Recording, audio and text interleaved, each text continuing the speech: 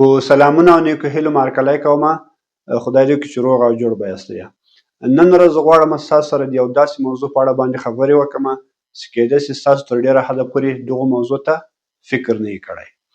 موږ ستاسې ټول دا فکر کوو چې وخت هغه شتمني ده کله چې یو ځل له لاسه ووتله نو بیا هیڅکله نه راګرځي. خو ډیری خلک چې دي دغه حقیقت تر اوسه پورې په خپل ورځني ژوند کې تر ډېره حده پورې نه ده منلی او دوی بیا هم وخت ته داسې فکر کوي چې وخت سره کم ده تکرارېدونکی ده. نو نن به زه ستاسو ته هغه دوه ډلې خلک وښیم چې یوه ډله یې وخت ته د دایرې په نظر ګوري، یعنې دوی دا فکر کوي چې وخت بیرته راګرځېدونکی ده، او بله ډله هغه خلک دي چې وخت ته د خط په نظر ګوري یا د خط په نظر وخت ته فکر کوي. نو نن به زه ستاسو وښیم چې د دوی ترمنځ فرقونه څه دي او سره کم کوی سو چې دغه حقیقت په واقعي ډول سره ومنو چې وخت ده نه راګرځېدونکی ده. ناول هغه ډله خلک دی چې وخت ته دوی د دایرې په نظر باندې ګوري. دوی داسې فکر کوي چې مثلا که چیرې نن 12 بجې نن زه یو کار ترسره نه کړمه نو سبا بیا هم دغه 12 بجې زه دا کار ترسره کوی شم.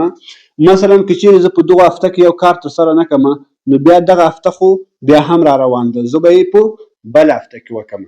مثلا که چیرې په دغه میاشت کې دی یو کار پرېږدي نو دی داسې فکر کوي چې په بله میاشت کې به یې وکړم ځکه بله میاشت هم را روانه ده. او یا مثلا په یو کال کې یو کار پرېږدي نو دی داسې فکر کوي چې زه خو بل کال ته به یې ترسره کړم. یعنې دوی دغه وخت ته داسې فکر کوي چې دا وخت چې ده بیرته راګرځېدونکی ده. که چیرې زه نن دغه کار ونه کړم نو سبا خو دغه وخت شته. نو دوی همیشه چې دي خپل عادتونه تکراروي او دوی هېڅ پرمختګ نه کوي ځکه دوی دا فکر کوي چې مثلا که چیرې زه دا نن کار پرېږدم سبا به یې ترسره کړم، بله ورځ به یې ترسره کړم ځکه دوی دا فکر کوي چې وخت بیرته راګرځېدونکی ده. نو دغه ډله خلک چې دي تر ډېره حده پورې په ژوند کې شاته پاتې دي. دوی همیشه خپلې غلطیانې تکراروي، خپل زاړه عادتونه تکراروي او دا فکر کوي چې خیر بیا به یې ترسره کړم. او بله ډله خلک هغه خلک چې دوی وخت ته دي لینیر یا خطي شکل باندې فکر ورته کوي. دوی دا فکر کوي چې وخت چې ده له تیر څخه راتلونکي ته روان ده. مثلا دوی چې که چیرې مثلا 2019 داسې ده روان ده، 2015 2020 2025. مثلا که چیرې زه یو کار په 2020 کې ترسره نه کړم نو دغه 2020 کال بیا نه راګرځي نو زه باید په دغه کال کې ترسره کړم ځکه وخت راسره روان ده او وخت مخته ځي.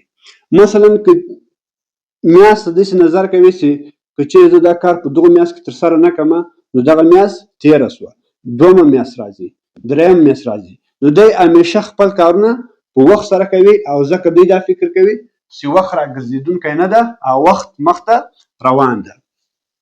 مثلا که دوی هفتې ته داسې فکر کوي چې که چیرې دا یو کار په دغه هفته کې ترسره نه کړم نو دغه هفته چې ده تېره شوه، دویمه هفته را روانه ده. مثلا که په دوی کې هم ترسره نه کړم درېیمه هفته را روانه ده. نو که چیرې زه خپل کار ترسره نه کړم نو ما به تر ډېره حده پورې خپل وخت ضایع کړی. مثلا همداسې ساعت دغسې فکر کوي که چیرې زه دا کار مثلا په 12 بجې ترسره نه کړم نو دغه 12 بجې د نن ورځې بیا نه راځي نو دی همیشه دغه کار په خپل وخت ترسره کوي او 1 بجې ته یې نه پرېږدي، 2 بجو ته یې نه پرېږدي. نو دا خلک چې دي همیشه دي پرمختګ په حال کې خپل کارونه په وخت سره کوي او دوی مخته روان دي.